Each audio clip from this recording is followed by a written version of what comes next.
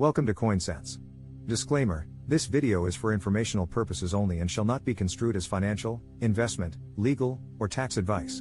The sender holds positions in the digital assets mentioned, and shall not be held liable for any errors, omissions, or actions taken based on the information provided herein. Do your own research. Avalanche Platform Whitepaper, the paper outlining the architecture of the Avalanche platform and the various features that make it unique. 3. Platform Overview. In this section, we provide an architectural overview of the platform and discuss various implementation details. The Avalanche platform cleanly separates three concerns: chains and assets built on top, execution environments, and deployment. 3.1 Architecture. Subnetworks. A subnetwork, or subnet, is a dynamic set of validators working together to achieve consensus on the state of a set of blockchains. Each blockchain is validated by one subnet, and a subnet can validate arbitrarily many blockchains. A validator may be a member of arbitrarily many subnets. A subnet decides who may enter it, and may require that its constituent validators have certain properties. The Avalanche platform supports the creation and operation of arbitrarily many subnets. In order to create a new subnet or to join a subnet, one must pay a fee denominated in $AVAX. The subnet model offers a number of advantages. If a validator doesn't care about the blockchains in a given subnet, it will simply not join that subnet. This reduces network traffic, as well as the computational resources required of validators. This is in contrast to other blockchain projects, in which every validator must validate every transaction, even those they don't care about. Since subnets decide who may enter them, one can create private subnets. That is, each blockchain in the subnet is validated only by a set of trusted validators. One can create a subnet where each validator has certain properties. For example, one could create a subnet where each validator is located in a certain jurisdiction, or where each validator is bound by some real-world contract. This may be beneficial for compliance reasons. There is one special subnet called the default subnet. It is validated by all validators. That is, in order to validate any subnet, one must also validate the default subnet. The default subnet validates a set of predefined blockchains, including the blockchain where $AVAX lives and is traded. Virtual machines. Each blockchain is an instance of a virtual machine, VM. A VM is a blueprint for a blockchain, much like a class is a blueprint for an object in an object-oriented programming language. The interface, state and behavior of a blockchain is defined by the VM that the blockchain runs. The following properties of a blockchain, and other, are defined by a VM: the contents of a block, the state transition that occurs when a block is accepted, the APIs exposed by the blockchain and their endpoints, the data that is persisted to disk. We say that a blockchain uses or runs a given VM. When creating a blockchain, one specifies the VM it runs, as well as the genesis state of the blockchain. A new blockchain can be created using a pre-existing VM, or a developer can code a new one. There can be arbitrarily many blockchains that run the same VM. Each blockchain, even those running the same VM, is logically independent from others and maintains its own state. 3.2 Bootstrapping. The first step in participating in Avalanche is bootstrapping. The process occurs in 3 stages: connection to seed anchors, network and state discovery, and becoming a validator. Seed anchors: any networked system of peers that operates without a permissioned, i.e. hard-coded, set of identities requires some mechanism for peer discovery. In peer-to-peer file sharing networks, a set of trackers are used. In crypto networks, a typical mechanism is the use of DNS seed nodes, which we refer to as seed anchors, which comprise a set of well-defined seed IP addresses from which other members of the network can be discovered.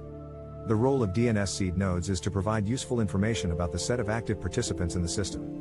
The same mechanism is employed in Bitcoin Core, wherein the src/chainparams.cpp file of the source code holds a list of hard-coded seed nodes. The difference between BTC and Avalanche is that BTC requires just one correct DNS seed node, while Avalanche requires a simple majority of the anchors to be correct. As an example, a new user may choose to bootstrap the network view through a set of well-established and reputable exchanges, any one of which individually are not trusted. We note, however, that the set of bootstrap nodes does not need to be hard-coded or static, and can be provided by the user, though for ease of use, clients may provide a default setting that includes economically important actors, such as exchanges, with which clients wish to share a worldview. There is no barrier to become a seed anchor, therefore a set of seed anchors cannot dictate whether a node may or may not enter the network, since nodes can discover the latest network of Avalanche peers by attaching to any set of seed anchors. Network and state discovery: once connected to the seed anchors, a node queries for the latest set of state transitions. We call this set of state transitions the accepted frontier. For a chain, the accepted frontier is the last accepted block. For a DAG, the accepted frontier is the set of vertices that are accepted, yet have no accepted children. After collecting the accepted frontiers from the seed anchors, the state transitions that are accepted by a majority of the seed anchors is defined to be accepted. The correct state is then extracted by synchronizing with the sampled nodes. As long as there is a majority of correct nodes in the seed anchor set, then the accepted state transitions must have been marked as accepted by at least one correct node. This state discovery process is also used for network discovery. The membership set of the network is defined on the validator chain. Therefore, synchronizing with the validator chain allows the node to discover the current set of validators. The validator chain will be discussed further in the next section. 3.3 Sybil control and membership consensus protocols provide their security guarantees under the assumption that up to a threshold number of members in the system could be adversarial. A Sybil attack, wherein a node cheaply floods the network with malicious identities, can trivially invalidate these guarantees. Fundamentally, such an attack can only be deterred by trading off presence with proof of a hard-to-forge resource. Past systems have explored the use of Sybil deterrence mechanisms that span proof of work, POW, proof of stake, POS, proof of elapsed time, POET, proof of space and time, POST, and proof of authority, POA. At their core, all of these mechanisms serve an identical function. They require that each participant have some skin in the game in the form of some economic commitment, which in turn provides an economic barrier against misbehavior by that participant. All of them involve a form of stake, whether it is in the form of mining rigs and hash power, POW, disk space, POST, trusted hardware, POET, or an approved identity, POA. This stake forms the basis of an economic cost that participants must bear to acquire a voice. For instance, in Bitcoin, the ability to contribute valid blocks is directly proportional to the hash power of the proposing participant. Unfortunately, there has also been substantial confusion between consensus protocols versus Sybil control mechanisms.